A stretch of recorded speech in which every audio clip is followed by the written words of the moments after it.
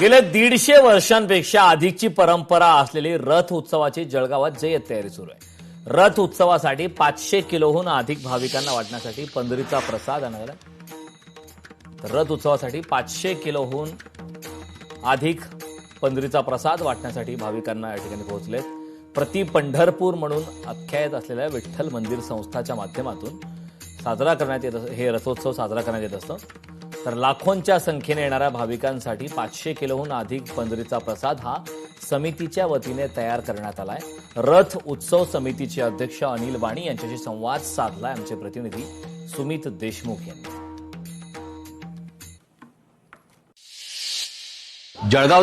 जळगाव शहरातील जे पिंपराळा परिसर आहे, हा पिंपराळा परिसरातील असलेलं विठ्ठल मंदिर म्हणजेच प्रति पंढरपूर असं मानलं जातं, अशी त्याची आख्यायिका आहे। आणि या विठ्ठल मंदिराच्या संस्थेच्या माध्यमातून गेल्या 151 वर्षांपासूनची ही रथ उत्सवाची परंपरा, या ठिकाणी यात्रेचं स्वरूप असतं आणि ही परंपरा 151 वर्षांपासून अखंडपणे सुरू असल्याचं पाहायला मिळत आहे।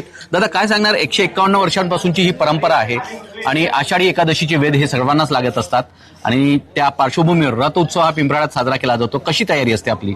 खरोखर आनंद वाटतो किंवा ज्या वेळेला आषाढी एकादशीचे वेध लागतात आम्हाला, किंवा प्रति पंढरपूर म्हणून जी ओळख आहे आमची पिंपराळा नगरीची, आणि त्या पिंपराळा नगरीमध्ये ज्या वेळेला आपण आषाढी एकादशीचा उत्सव जोराने साजरा करतो, अशा वेळेला आमच्या ग्रामस्थ मंडळी असो किंवा विठ्ठल मंदिर संस्थांचे सर्व पदाधिकारी असो किंवा मी असो किंवा अजून बाकी सगळे कार्यकर्ते असो, यांना 1 महिन्यापूर्वीपासून या रथोत्सवाच्या तयारी संदर्भात खूप उत्सुकता निर्माण होते। यात्रा उत्सवमध्ये भाविक येतात, जळगाव शहर असो, जिल्हा असो, महाराष्ट्र असो किंवा बाहेरून असो, तर त्या दृष्टिकोनातून आम्ही तो सर्व आयोजक म्हणून विचार करून यावेळेला 500 किलोच्या वर प्रसाद आपण तयार केलेला आहे।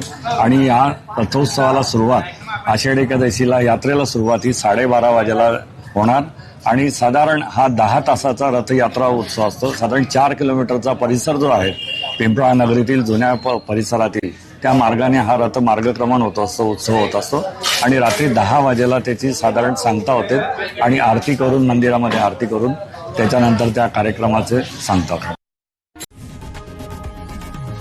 लोकशाही मराठी ऐका, पहा, जागरूक रहा।